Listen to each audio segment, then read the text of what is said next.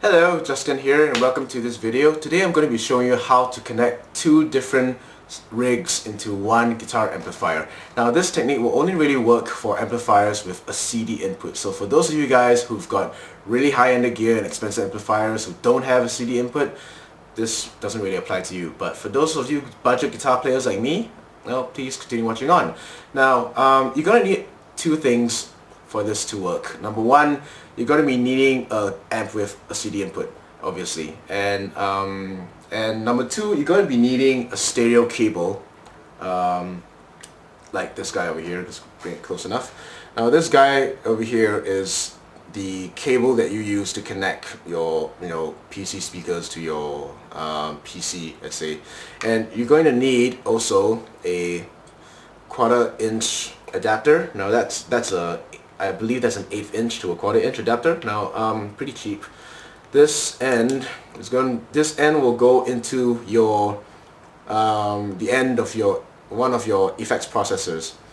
This end here will go into the CD input of your amp. Now I think having two signal chains into one amplifier will be beneficial and helpful in two situations. Number one, when your friend comes down to jam at your house and he realizes that he forgot to bring his amplifier for some strange reason, but he does have his pedal board and some sort of speaker emulation at the end of it. The other situation is when you're playing live, you brought your amp, you brought another effects processor that has like a DI out or something, and the guy tells you that we don't have enough mics, we don't have enough DI boxes, I can only give you one mic. Rather than having to forego one of your signal chains, you can just hook them all up into the same amplifier and mic the amp up, and that will solve you a world of trouble. So without further ado, let's go into handycam mode and I will show you how to set this up.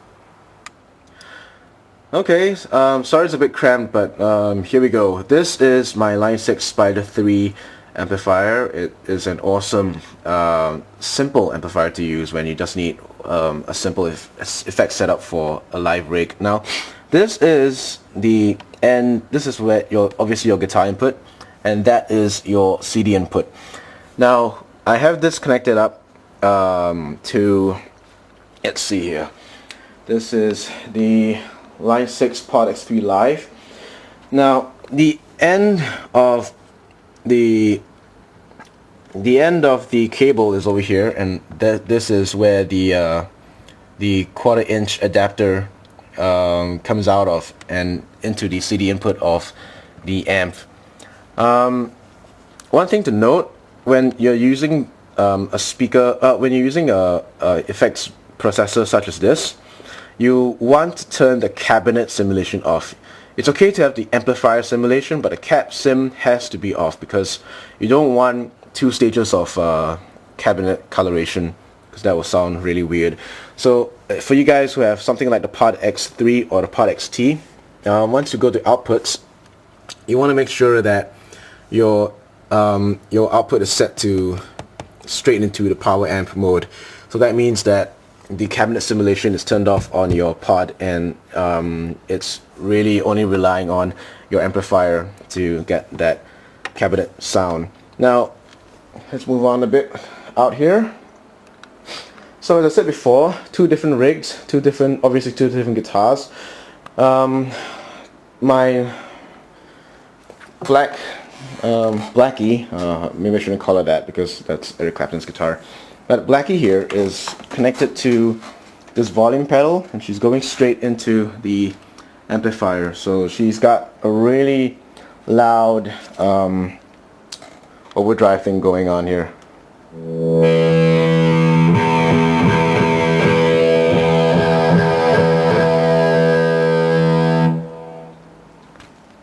And mine redhead is connected to the Pod X3 Live with the cabinet simulation off, and she's got this auto wah sound going on. Let's get that down.